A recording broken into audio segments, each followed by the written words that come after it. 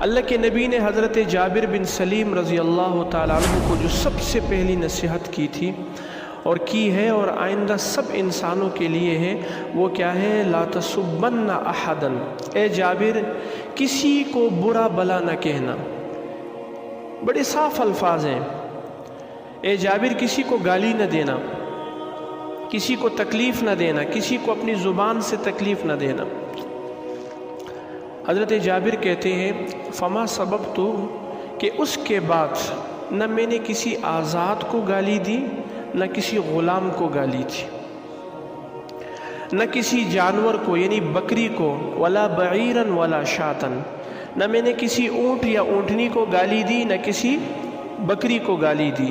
میں نے یہ نصیحت اپنے پلے باندھ لی۔ حضرت جابر بن سلیم رضی اللہ تعالیٰ عنہ نے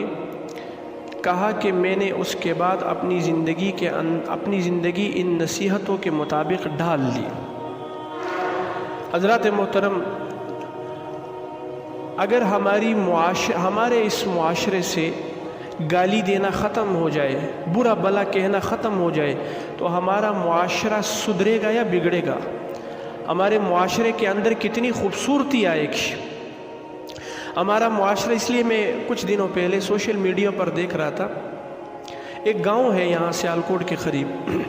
یعنی پورے گاؤں کے اندر انہوں نے ایک اصول بنایا ہوا ہے کہ کوئی کسی کو گالی نہیں نکالے گا، اور ایک اتفاق ان کا آپس میں کے اندر اس گاؤں کے اندر ہے، اور اتنا زبردست اتفاق ہے کہ وہ ہر ایک کے درد کو اپنا درد سمجھتے ہیں، ہر ایک کی تکلیف کو اپنی تکلیف سمجھتے ہیں۔ اس لیے اللہ کے نبی نے فرمایا جو مجھے دو چیزوں کی ضمانت دے دے، دو چیزوں کی، ایک جو دو جبڑوں کے درمیان ہے زبان کی، اور دوسری جو دو رانوں کے درمیان ہے یعنی شرمگاہ کی، اللہ کے نبی فرمانے ازمن لہ الجنہ، میں محمد الرسول اللہ اسے جنت کی ضمانت دیتا ہوں۔ ہمارے لیے بڑی یعنی کہ سمجھنے کی بات ہے۔ اس کا کیا مطلب ہے کہ جنت ہمیں کس پہ مل رہی ہے؟ اس زبان کی وجہ سے، کہ اگر میں نے اپنی زبان کو ٹھیک کر لیا، اور زبان کا مطلب ٹھیک کرنے کا کیا ہے کہ بھئی ہم جو بھی لفظ بولیں، زبان سے جو بھی لفظ نکالیں، سوچ کر نکالیں۔ اس لیے ایک اصول بتا دیا کہ آپ جو بھی بولیں پہلے سوچیں کہ میں نے کیا کہنا ہے، پھر اس کو تولیں کہ میں نے کیسے کہنا ہے، پھر اس کو بولیں۔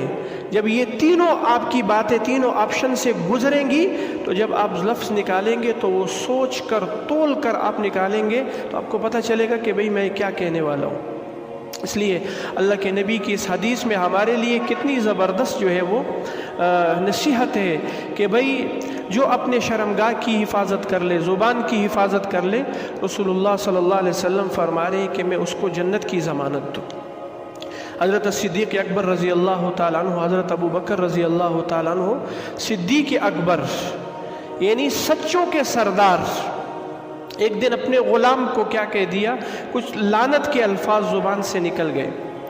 غور سے سنیں اس بات کو، اللہ کے نبی کی زندگی ہمارے لیے رول ماڈل ہے، مشعل راہ ہے۔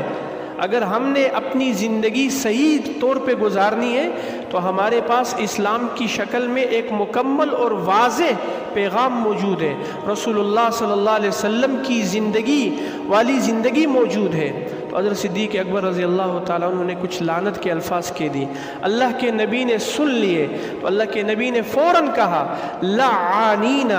وصدیقین کلا ورب الکعبہ، لعنت کرنے والا اور صدیق رب کعبہ کی قسم یہ دونوں برابر نہیں ہو سکتے۔ ایک آدمی لعنت کرنے والا بھی ہو اور صدیق بھی ہو، اللہ کے نبی فرما رہے کعبہ کے رب کی قسم یہ دونوں برابر نہیں ہو سکتے۔ صدیق اکبر رضی اللہ تعالیٰ عنہ نے اس غلام کو آزاد کر دیا۔ تو اس لیے حضرات محترم، زبان ایک ایسی چیز ہے کہ آپ اگر غالباً حضرت علی رضی اللہ تعالیٰ عنہ کا مقولہ ہے جراحات اللسان اشد من جراحات السنان، کہ زبان کا زخم تلوار کے زخم سے زیادہ سخت ہوتا ہے، کیونکہ تلوار کا زخم بھر جاتا ہے لیکن زبان کا دیا ہوا زخم یہ کبھی نہیں بھرتا، جب بھی آپ کے سامنے آئے گا وہ آپ کے سامنے۔ اس لیے حضرت وحشی رضی اللہ تعالیٰ عنہ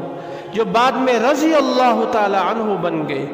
اللہ کے نبی نے آخری وقت تک اسے کہا تھا کہ اے وحشی تو نے میرے سامنے نہیں آنا، کیونکہ وہ اندر ایک تکلیف ہوتی ہے نا، تو نے میرے چچا کو ایسے قتل کیا تھا، اس کا مسئلہ کیا تھا، ناک کان سب کچھ کاٹ دیا تھا، کتنی تکلیف تھی اللہ کے نبی کو، صحابی بن گئے حضرت وحشی، لیکن اللہ کے نبی نے آخری وقت تک کہا تھا کہ وحشی میرے سامنے نہیں آنا۔ اس لیے وہ چیز سامنے آ جاتی ہے نا، جب آپ دیکھتے ہیں کہ بھئی اس آدمی نے، اس بندے نے مجھے تکلیف دی ہے، تو وہ اندر کی جو کیفیت ہے وہ آپ کے سامنے آتی ہے۔ تو اس لیے حضرات محترم، ہر بات سوچ سمجھ کر انسان کہے، اگر یہ چیز ہمارے معاشرے میں آ جائے تو انشاءاللہ برائیاں مٹتی چلی جائے گی۔